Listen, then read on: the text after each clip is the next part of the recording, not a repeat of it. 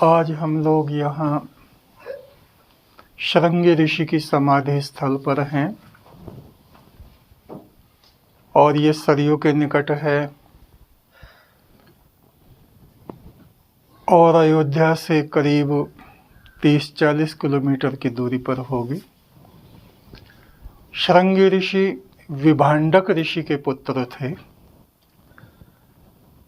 और 20-22 बरस तक इनको ये ज्ञान नहीं था कि स्त्री में और पुरुष में क्या अंतर होता है, क्योंकि इनके पिता ने इनका पालन पोषण इस प्रकार से किया था, इनको स्त्रियों से अलग रखा था। जहाँ भी रहते अपने साथ रखते, एक दिन के लिए भी, 1 घंटे के लिए भी इनको अकेला कहीं नहीं छोड़ते थे। इंद्र तो सबके फिक्र में रहता है।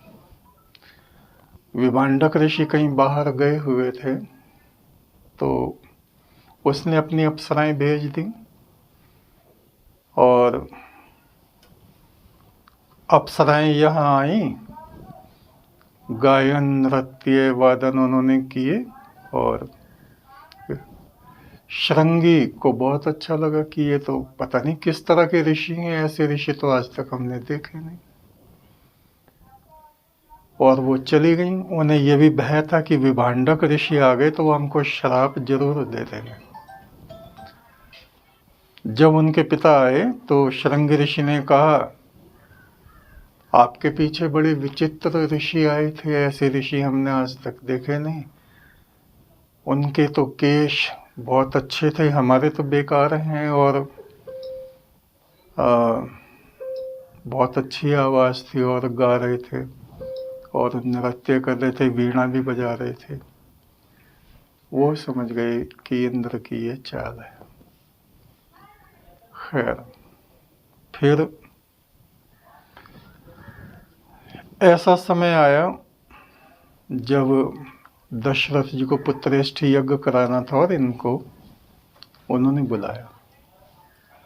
यज्ञ हुआ और 4 पुत्र भी उनके हो गए। बहुत लंबी दास्तान है और कालांतर में यही इनका जन्म अभी हाल फिलहाल बरनावा में कृष्णदत्त ब्रह्मचारी के रूप में हुआ था, जो अब शरीर छोड़ गए हैं। तो वहाँ इन्होंने प्रभु राम के ज़माने की बातें और जहाँ जहाँ सभाएं होती थी, महादेव शिव भी आए।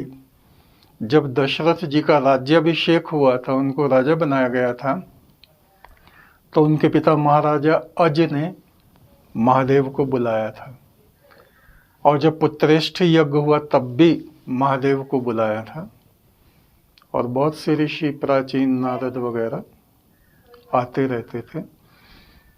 और फिर उनकी एक बहन थी शांता, प्रभु राम की, दशरथ जी की बड़ी पुत्री थी। तो उन शांता देवी का विवाह इनसे कर दिया गया था। तो ये इतिहास है इनका और बड़े महान ऋषि हुए हैं। और त्रेता युग की वाणी आप नेट में देखें, बरनावा के कृष्णदत्त ब्रह्मचारी शृंगी ऋषि की आत्मा, ऐसे करके आप डालेंगे तो इनकी वाणी आप सुनेंगे। वो ऐसे सीधे साधे व्यक्ति थे और अनपढ़ थे और जब लेट जाते थे तो ऐसे ऐसे गर्दन हिलाते थे। मतलब ये भी ईश्वर का रहस्य, पुनर्जन्म के कैसे कैसे दृश्य हमारे सामने आते हैं।